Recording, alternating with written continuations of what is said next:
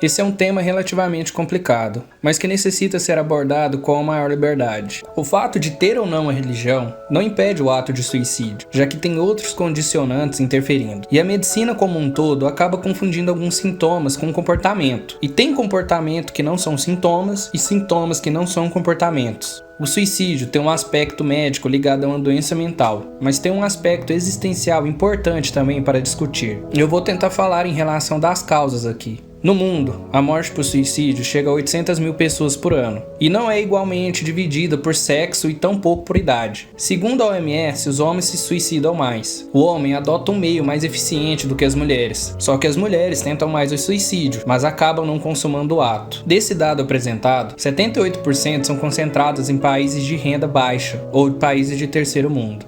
E cerca de 60% dos 800 mil casos estão na faixa entre 15 a 29 anos, ou mais que 75 anos. Do ponto de vista geral, tem duas causas gerais. O primeiro é a tentativa anterior. Pessoas que já tentaram têm uma probabilidade maior em tentar novamente e conseguir. E o segundo é o diagnóstico prévio de uma doença mental, podendo chegar a 90% dos casos de suicídio. Feita a apresentação inicial, vamos falar das causas em si que podem estar a ocorrer ao mesmo tempo.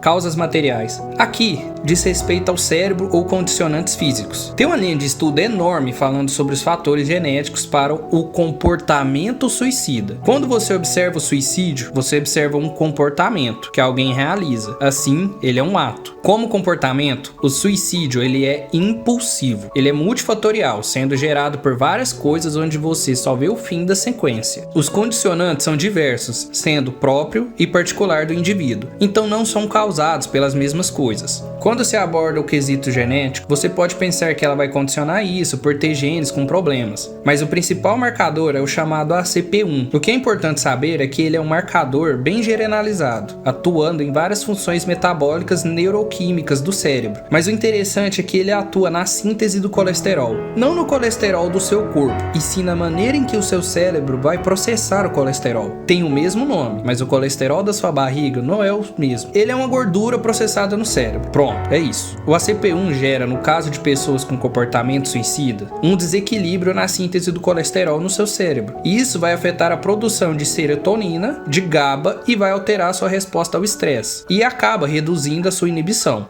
fazendo que você fique mais impulsivo frente a eventos limites. E como já dito, o comportamento suicida é impulsivo. E isso também está relacionado com o uso de drogas. Que tipo de drogas? A cocaína, que vai afetar a serotonina, e o álcool, que vai afetar o GABA, que é um neurotransmissor inibitório do seu sistema central. Então, a causa material pode acontecer endogenamente, já que a pessoa nasce com variação dos genes que regulam o ACP1 ou com drogas de abuso.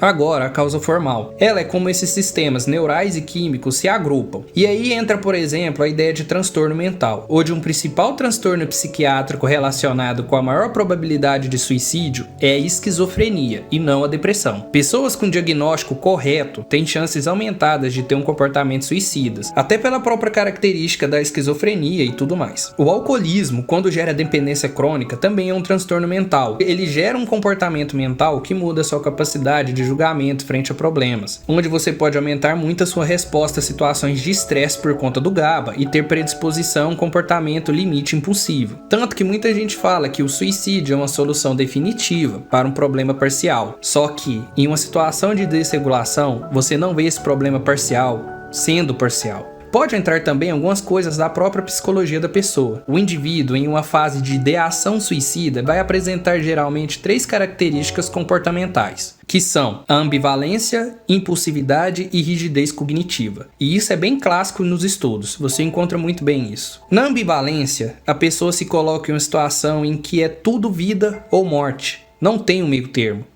As falas podem ser: eu preferi estar morto, eu não posso fazer nada frente a essa situação, eu não aguento mais, os outros vão ser muito mais felizes sem mim. São situações que refletem a ambivalência. A pessoa dá mais peso para as coisas negativas do que positivas, não conseguindo ver realmente o lado bom da vida. Um detalhe importante é que As pessoas mais pessimistas não têm mais chance de suicidar, elas só têm condicionantes no comportamento do pessimismo. E isso pode ser avisos da pessoa e pode se relacionar com a rigidez cognitiva. Então a pessoa tem uma visão em túnel, só vendo o que está à frente, não aos lados. Claro que isso é simbolicamente, né? A pessoa só vê uma única solução para as coisas, e isso vai alimentando a impulsividade. Onde uma situação limite, como ela não vê nenhuma resposta ou saída por conta da rigidez e da ambivalência, o suicídio passa a ser a possibilidade cada vez mais provável. Então, caso você realmente saiba o que esteja fazendo, esse processo você pode sim identificar em pessoas potencialmente suicidas. As causas eficientes eu irei citar algumas. Epa, pera lá.